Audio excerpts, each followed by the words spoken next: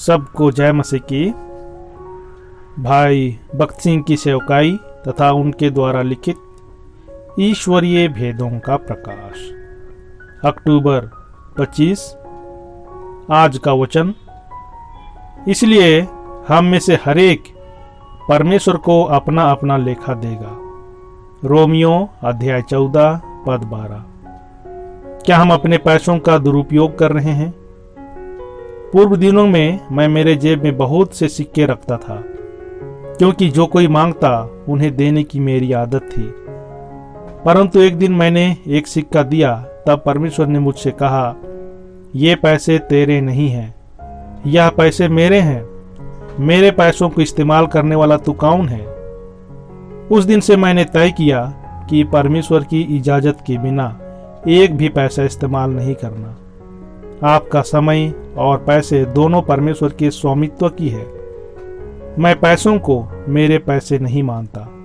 जब तक मुझे निश्चय ना हो जाए कि ये पैसे खर्च करने में परमेश्वर की इच्छा है, तब तक मैं कुछ भी खरीदता नहीं हूँ।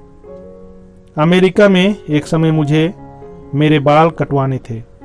मेरे पास पैसे थे, परंतु बाल कटवाने के लिए परमेश्वर ने मुझे कोई शांति नहीं दी। 3 हफ्तों तक मैं प्रार्थना करता रहा। उस दरमियान मेरे बाल बढ़ते गए। मैं मिनियापोलिस आया, तब प्रभु ने मुझसे कहा कि भूतल पर नाई की दुकान है, वहां जा, वहां अच्छी रीति से बाल कटा सकेगा। नाई बाल काट रहा था। उस दौरान मैंने पूछा, श्रीमान ब्रूस, क्या आप मुझसे कह सकते हैं कि आप नया जन्म पाए हैं? उसने कहा, नहीं, परंतु मुझे इस अनुभव को पाना है। उसके बाल काटने के बाद मैंने मेरा बाइबल लिया और उसे उद्धार का मार्ग समझाया। उसने घुटने टेके और प्रभु को अंगीकार किया। बाद में उसने पैसे लेने से इनकार कर दिया।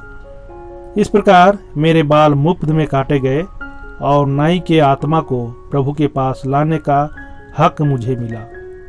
मैं मानता हूं कि परमेश्वर के वचन के अनुसार हमारा समय और पैसों का लेखा हमें परमेश्वर को देना पड़ेगा। इतना ही नहीं, हमारी बातचीत और व्यवहार का हिसाब भी परमेश्वर को देना पड़ेगा। और मैं तुमसे कहता हूं कि जो निकम्मी बातें मनुष्य कहेंगे, न्याय के दिन हरेक बात का लेखा देंगे। मत्ती अध्याय 12 पद 36 और 37। यदि हम अनंत काल के न्याय में विश्वास रखते हैं, तो हम हमारी बातचीत के विषय में बहुत सावधानी बरतेंगे। हमारी बात हाँ की हाँ, ना की ना होनी चाहिए। कई बार मन में जो बात हो, उससे कहीं अलग ही बात हम बोलते हैं।